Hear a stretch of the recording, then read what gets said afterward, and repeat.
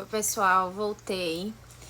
E continuando, né, depois que a gente foi, né, no consultório do psiquiatra, que ele diagnosticou Daniel dentro do TEA, do transtorno do espectro autista, eu fui embora, né? Então, foi o período do luto, né, que é considerado aquele período do luto que eu passei. Se você me encontrasse no meio da rua, eu não falaria com você, eu não escutaria, porque eu passei sete dias, né, uma semana, totalmente zumbi, incomunicável. Que eu tava tentando assimilar tudo aquilo que era muito novo para mim, que eu nunca nem ouvi falar. Porque a gente naquela época, 12 anos atrás, eu só ouvi falar né, do Asperger, que é um menino, né, superdotado. Então, ou então essa parte do autismo que era totalmente esquecida, né, digamos assim. Então eu não não sabia o que pensar, eu só fiquei desesperada, né, que eu não sabia como é que ia ser o futuro de Daniel, o que me esperava ele, e se acontecesse alguma coisa comigo, o que é que eu tenho que fazer agora? Então eu chorava, né, eu acho que é importante, né, esse período de você viver o luto, de você chorar, de você se permitir de fato encarar, né, a realidade. Claro que a gente não quer, a gente não vai ser hipócrita. Eu acho que a gente não vai romantizar o diagnóstico, nem essa maternidade atípica, porque a gente ama o nosso autista, mas a gente odeia o autismo. E eu acho assim, né? E o diagnóstico do autismo leve é só leve para quem, né? Porque a frustração é muito grande. Então, passados uma semana, como o médico pediu, eu voltei sozinha. Eu voltei só e falei para ele, o que é que eu posso fazer para ajudar o meu filho, me ajude.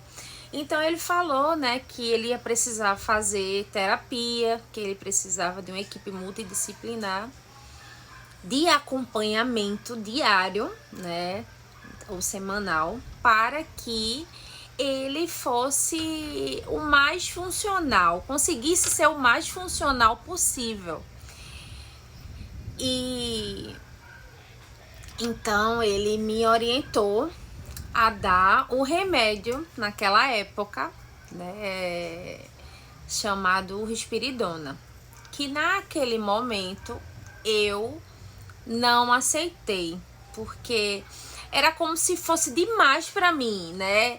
Como é que eu descobri que o meu filho é autista e eu já tenho que medicar meu filho, porque na minha cabeça, né, eu vou dopar meu filho, porque a gente é leigo, a gente não sabe, então as informações que a gente tem são poucas, então qual a orientação hoje que eu dou para quem descobre, né? E o mundo também tá bem melhor, né? A internet, eu sempre falo, se a gente usar a nosso favor.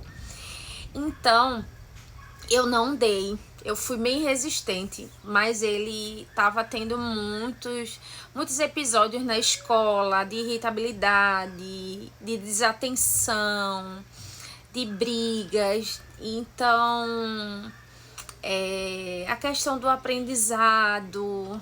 Então, eu fui resistente, né, durante 2 anos. Eu me arrependo e indico que cada um tem que seguir o profissional, né, do seu filho, da sua confiança. Se você tá na dúvida, procura outro profissional. Então, quando eu resolvi dar o Respiridona para Daniel, a melhora foi assim, ó, foi da água pro vinho.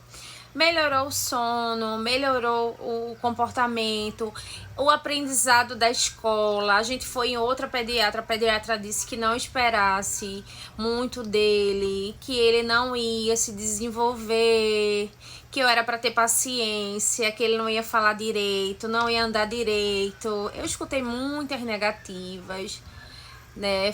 Muitas falas contra o desenvolvimento do meu filho. Não espere muita coisa, mãezinha.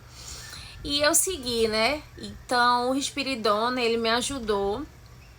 Ele nos ajudou bastante. Daniel se desenvolveu na escola, no dia a dia, no cotidiano, com 5 anos, 6 anos mais ou menos. Daniel na escola, com o apoio da escola, das professoras, ele conseguiu ler, né? Se desenvolveu também. Ele começou a ter os efeitos colaterais do Risperidona é o aumento da fome, né, do apetite. Mas é aquela coisa, o aumento da fome, ele existe até pra gente no dia a dia, quando a gente tá estressado, naquela correria, na ansiedade. E a gente tem que ter o controle do que a gente come, né? Eu sei que muitos deles são seletivos. Daniel também era muito seletivo, mas Daniel gostava de cuscuz, sempre gostou de cuscuz, inhame. Bolacha, a gente podia comprar bolacha integral. Então, a gente fez isso, né? Com os alimentos e ainda assim ele engordou um pouquinho. Ele era muito magro, ele engordou um pouquinho. Mas, em contrapartida, a gente botava ele, tentava o máximo para que ele fizesse exercício. Fazia exercício na escola, fazia natação quando era mais novinho. Então, a gente foi equilibrando. E, em contrapartida, a única rede que era ativa naquela época era o Facebook. Aí, o que foi que eu fiz enquanto mãe que não tinha tanta informação? Eu busquei ajuda no Facebook. Entrei em grupos de mães do Sul, do Norte, para tentar me ajudar com essa realidade nova que eu estava vivendo. Que eu queria outras experiências, outras famílias que pudessem me ajudar com aquilo novo que eu estava vivendo. E assim, vou encerrar mais uma vez esse vídeo e tentar a parte 3, para não ficar tão extenso. Aguarde aí, fica ligadinho.